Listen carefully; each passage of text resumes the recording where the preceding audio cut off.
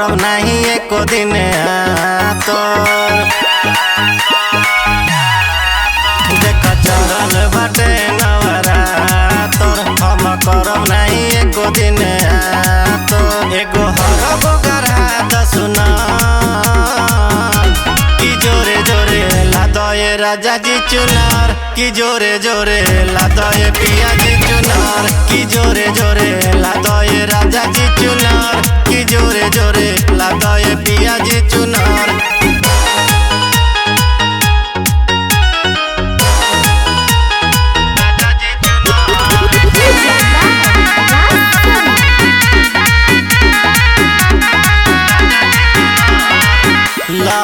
साबा हमारो अब के कलसा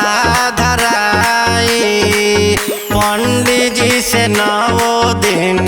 पाठ करवाई लाल साबा हमारो अब के कलसा धराई पंडित जी से 9 दिन पाठ करवाई हम पूजब चरण उनका की जोरे जोरे लादए राजा जी चुनार की जोरे जोरे लादए पिया जी चुनार की जोरे जोरे लादए राजा जी चुनार की जोरे जोरे लादए पिया जी चुनार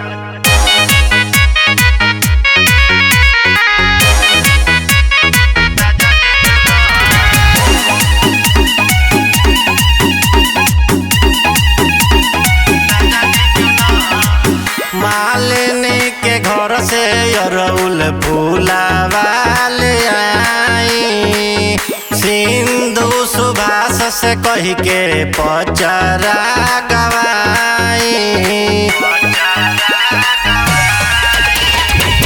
मालिनी के घर से अरउल फूलावाल आई सिंधु सुभाष से कही के पचरा जन बोलोई हाथ पान पता की जोरे जोरे लादए राजा जी चुनार की जोरे जोरे लादए पिया जी चुनार की जोरे